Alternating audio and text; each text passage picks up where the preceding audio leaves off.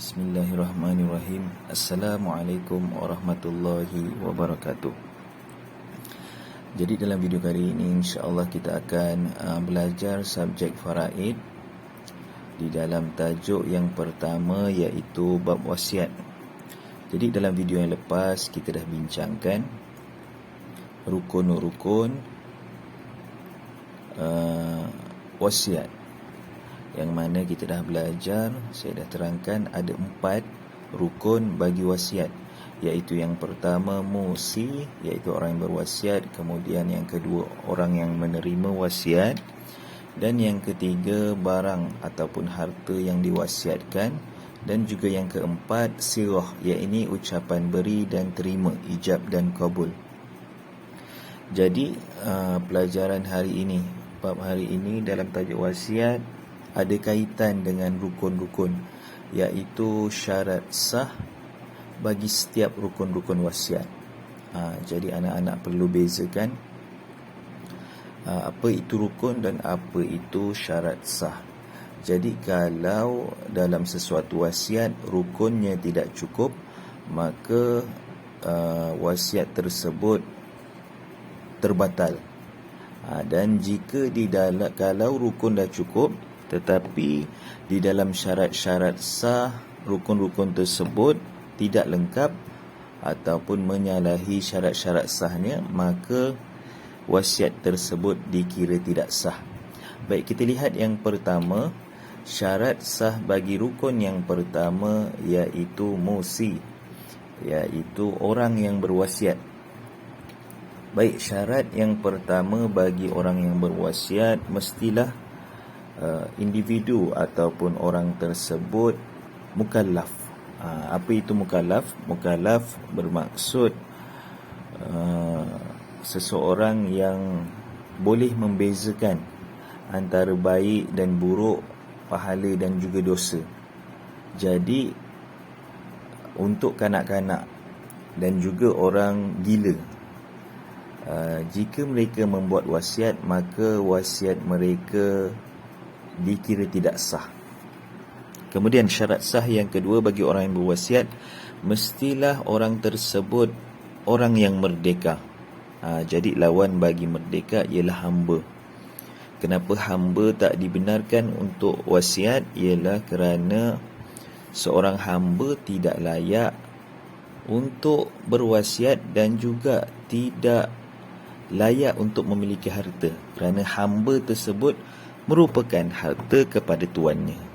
Jadi kalau hamba buat wasiat, dikira wasiat tersebut tidak sah, sebab mustahil untuk seorang hamba itu memiliki harta. Baik, kemudian yang ketiga, syarat sah untuk orang yang berwasiat yang ketiga ialah rela ataupun dengan kemahuan sendiri, bukan dipaksa.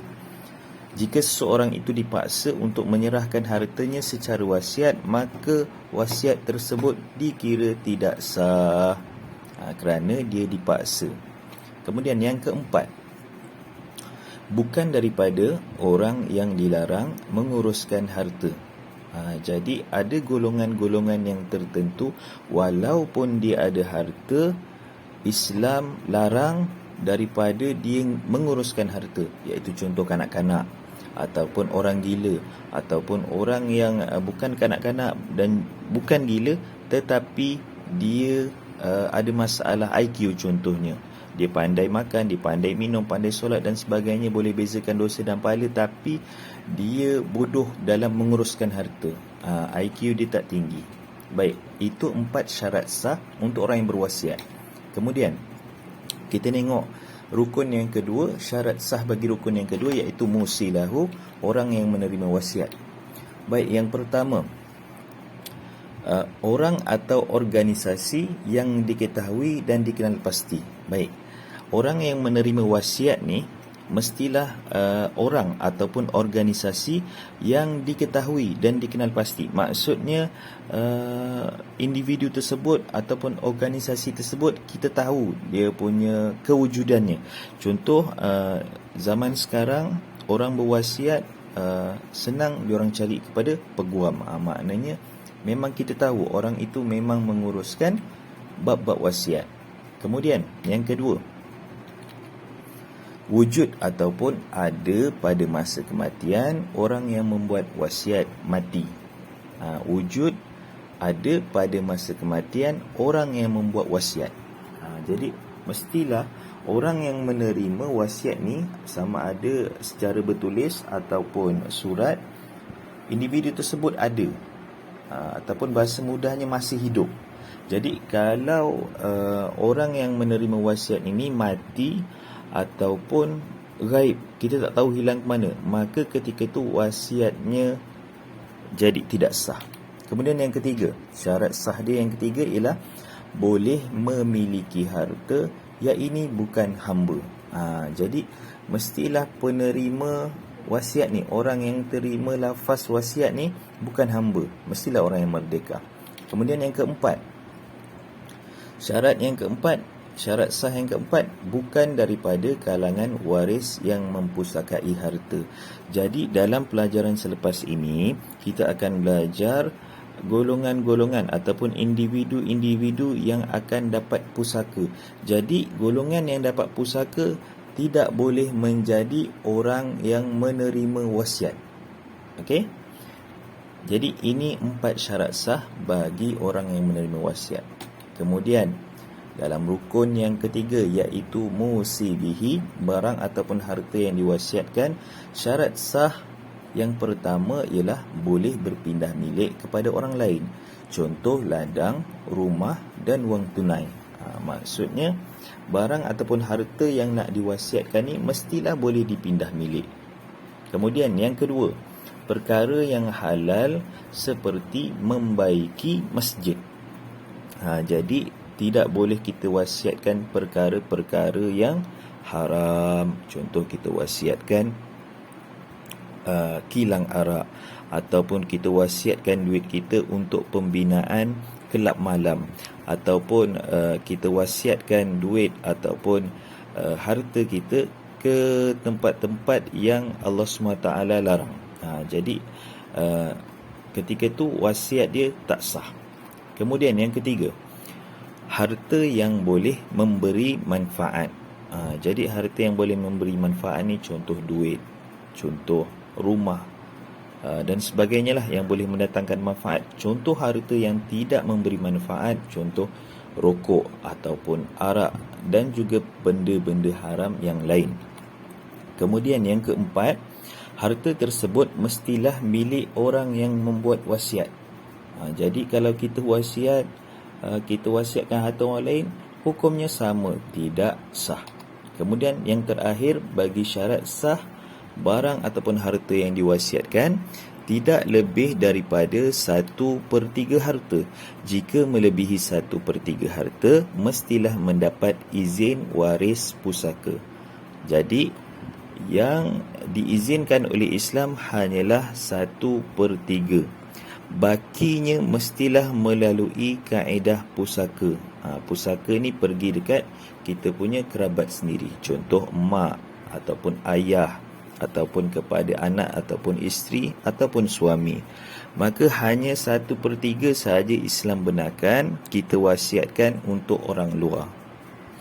Jadi Islam hadkan 1/3 ialah supaya waris-waris pusaka kita tidak ditinggalkan tanpa harta. Baik, kemudian bagi rukun yang keempat, iaitu sirah, ucapan beri dan terima, ijab dan kabul. Baik, kita lihat yang pertama, ucapan beri ijab yang bertujuan memberi wasiat selepas kematian. Jadi ini sirah, ucapan beri, iaitu orang yang mewasiat mestilah melafazkan, ataupun kita lihat dia punya contoh-contoh ucapan wasiat. Baik, yang pertama secara sarih, iaitu terus terang. Contoh lafaznya ialah, saya wasiatkan kepada kamu 1/3 harta saya selepas saya meninggal. Ini lafaz yang terus terang, jelas dalam ni yang kita menyerahkan harta kita kepada orang lain. Kemudian yang kedua, secara kinayah ataupun sindiran. Contoh lafaznya, awak berhak kepada harta saya selepas saya meninggal. Jadi dalam ayat ni terdapat sedikit kekeliruan. Adakah dia nak bagi ataupun dia kasih pinjam sahaja? Kalau yang ni jelas memang dia nak bagi harta dia. Yang ni kita tak tahu sama ada guna ataupun ambil ataupun pinjam. Kemudian cara yang ketiga, kita boleh ijab wasiat ialah dengan cara bersurat ataupun bertulis. Jadi kita tulis dalam surat, harta saya sekian sekian sekian, saya wasiatkan kepada si fulan, contoh. Kita tulis dalam surat. Itu contoh yang ketiga. Baik, kita tengok kembali syarat sah ijab dan kabul. Yang kedua ialah ucapan terima, iaitu ucapan qabul oleh penerima wasiat selepas pewasiat meninggal, seperti jawab penerima wasiat, saya terima. Dan yang ketiga, syarat sah bagi sirah, harus bagi pewasiat menarik balik wasiatnya dengan 7 cara ataupun keadaan. Jadi kalau kita nak ubah wasiat kita, ada 7 cara, iaitu yang pertama, kita lihat dengan cara ucapan seperti saya batalkan wasiat ini. Yang kedua, harta yang diwasiatkan telah dijual kepada orang lain. Jadi kalau kita dah wasiat kemudian kita jual kepada orang lain, maka tidak sah wasiat yang kita buat. Ataupun cara yang ketiga, digadai harta yang telah diwasiat, pun sama juga, tidak sah. Yang keempat, ditawarkan untuk dijual harta yang telah diwasiatkan. Dan yang kelima, diwakilkan untuk dijual harta yang telah diwasiatkan. Dan yang keenam, ditanam pokok tanaman kekal seperti rambutan di atas tanah yang diwasiatkan. Jadi 6 keadaan ni menyebabkan wasiat kita menjadi tidak sah. Baik, wallahu a'lam bissawab. Bitaufiq wal hidayah. Wassalamualaikum warahmatullahi wabarakatuh.